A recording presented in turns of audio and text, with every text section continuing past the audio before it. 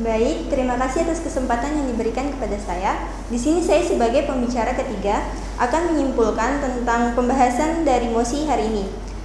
Mosinya yaitu gerakan-gerakan sosial seharusnya lebih fokus pada ketimpangan kelas ekonomi daripada diskriminasi berbasis identitas, di mana berbasis identitas sendiri adalah gender, etnis, dan lain-lain. Argumen yang kita angkat ada dua. Yang pertama tentang rasisme. Mengapa kita mengangkat tentang rasisme? Seperti contohnya di daerah Papua. Di daerah Papua sini, di daerah Papua tentang rasisme ini sangat-sangat masih menjadi sebuah permasalahan. Mengapa kita menuntut gerakan-gerakan sosial ini sebagai agar menyelesaikan tentang permasalahan rasisme ini? Karena jika kita menyelesaikan permasalahan rasisme ini secara tidak langsung, perekonomian Indonesia maupun perekonomian di daerah Papua sendiri itu dapat diperbaiki dan dapat berkembang secara meningkat. Di daerah Papua sendiri kita masih mengalami masalah rasisme. Mengapa demikian? Karena kita selalu dibedakan masalah kulit, seperti yang dibicarakan oleh pembicara pertama tadi. Sehingga di sini dengan adanya pengangkatan gerakan-gerakan sosial yang mengangkat tentang rasisme, di sini akan memberikan kesetaraan kepada seluruh gender, etnis, termasuk permasalahan di Papua ini, sehingga secara tidak langsung seperti yang tadi saya bilang, secara tidak langsung akan meningkatkan perekonomian di daerah Papua sendiri maupun di pusat ataupun di Indonesia.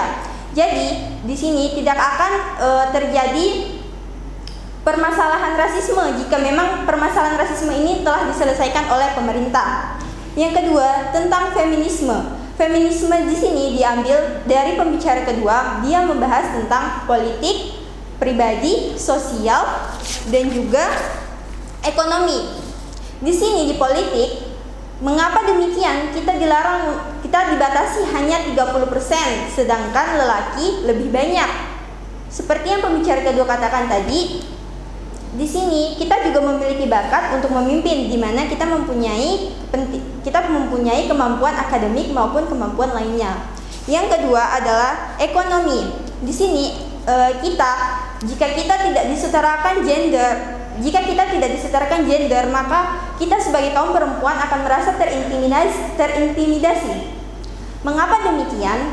Karena di sini di Indonesia sendiri bahkan mereka mengatakan selalu lelaki melarang perempuan bekerja di luar, seperti pembicara kedua yang tadi katakan, sehingga kita sebagai perempuan merasa tidak mempunyai kesempatan untuk memperbaiki ekonomi kita maupun memperbaiki ekonomi di keluarga kita sendiri. Bagaimana kita bisa memperbaiki ekonomi Indonesia jika kita saja tidak diberikan kesetaraan gender di dalam rumah kita sendiri?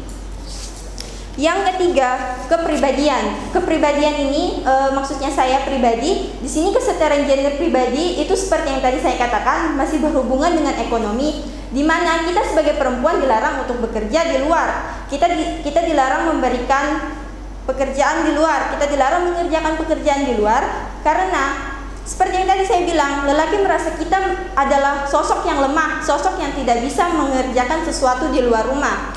Bagaimana Indonesia bisa memperbaiki ekonominya jika kesetaraan gender perempuan saja tidak diberikan haknya?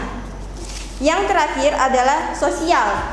Masalah sosial ini perempuan masih sering dianggap lemah oleh kaum lelaki.